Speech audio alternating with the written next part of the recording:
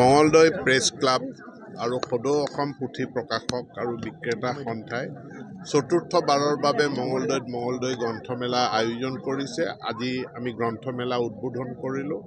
অসম বৈভৱ তথা ভাৰতৰ উচ্চতম ন্যায়ালয়ৰ অৱসৰপ্ৰাপ্ত মুখ্য ন্যায়াধীশ মাননীয় শ্ৰীযুত ৰঞ্জন গগৈ ডাঙৰীয়া, সাংসদ, স্থানীয় আটাইকেইজন বিধায়ক, আমি সকলোৱে এই উদ্বোধনী অনুষ্ঠানত অংশগ্ৰহণ কৰিলোঁ। আৰু এই গ্ৰন্থৰ আন্দোলনটোৱে মঙলদৈ গ্ৰন্থমেলাই গ্ৰন্থৰ প্ৰতি মানুহক আকৰ্ষিত কৰিব। গ্ৰন্থ প্ৰকৃতাৰ্থত এটা ইণ্ডাষ্ট্ৰী। ইয়াৰ লগত পাঠকৰ লগতে প্ৰকাশক, বিক্ৰেতা, লিখক, লিখিকা এই সকলোবিলাকৰ এটা চেইনত জড়িত হৈ থাকে।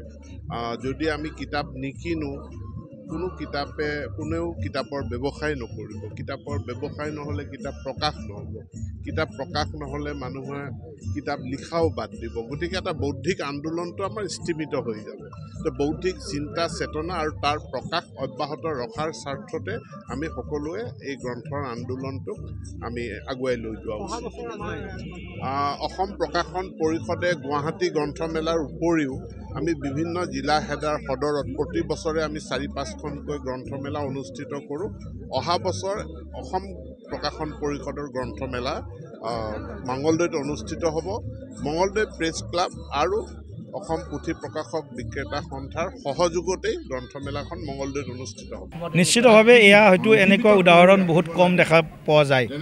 আৰু মঙলদৈ প্ৰেছ ক্লাবৰ যি মহান প্ৰয়াস যে আমি সদায় মানুহ সংবাদৰ পিছত দৌৰে, কিন্তু জ্ঞানৰ পিছত দৌৰাটো, জ্ঞান অন্বেষণ, জ্ঞানৰ প্ৰচাৰ প্ৰসাৰ আৰু গ্ৰন্থ উৎসৱৰ জৰিয়তে, গ্ৰন্থমেলাৰ জৰিয়তে আমি শত সহস্ৰজনক আমি জ্ঞানৰ যি ভাণ্ডাৰ, এই ভাণ্ডাৰ বিলোৱাৰ যি মহৎ লক্ষ্য, সেই লক্ষ্যটো আপোনালোকে যি ধৰণে আপোনালোকৰ মানে দৈনন্দিন ব্যস্ততাপূৰ্ণ কাৰ্যসূচীৰ মাজতো এই কাৰ্যসূচীটোক আয়োজন কৰাত আপোনালোকে যি ধৰণে সহযোগিতা আৰু উদ্যোগ লৈছে, নিশ্চিতভাৱে অসমৰ অন্য জিলাৰ যিবিলাক আমাৰ মানে প্ৰেছ ক্লাব আছে, তেওঁলোকে আপোনালোকক অনুকৰণ কৰিব পৰাৰ থল আছে বুলি মই ভাবোঁ। আজি সঁচাকৈ আমি দৰঙীয়া হিচাপে বা গ্ৰন্থমেলাৰ আয়োজক হিচাপে আমি অতিকৈ আজি আনন্দিত আৰু সন্তুষ্ট যে আমি ভবা মতেই আজিৰ এই মঙলদৈ গ্ৰন্থমেলা ২০২৪ৰ মুখ্য অতিথি ভাৰতবৰ্ষৰ মহামান্য উচ্চতম ন্যায়ালয়ৰ প্ৰাক্তন মুখ্য বিচাৰপতি, অসম বৈভৱ মা ভাৰতীৰ সুযোগ্য সন্তান ৰঞ্জন গগৈ ডাঙৰীয়া ইতিমধ্যে আহি আমাৰ মাজত উপস্থিত হৈছে আৰু তেখেতে ইতিমধ্যে আমাৰ উদ্বোধনী অনুষ্ঠানত মুখ্য অতিথি হিচাপে অংশগ্ৰহণ কৰিছে। অসমৰ মাননীয় শিক্ষামন্ত্ৰী ডক্টৰ অনুজ পেগু ডাঙৰীয়াই ইতিমধ্যে আমাৰ গ্ৰন্থমেলাৰ শুভ উদ্বোধন কৰিছে।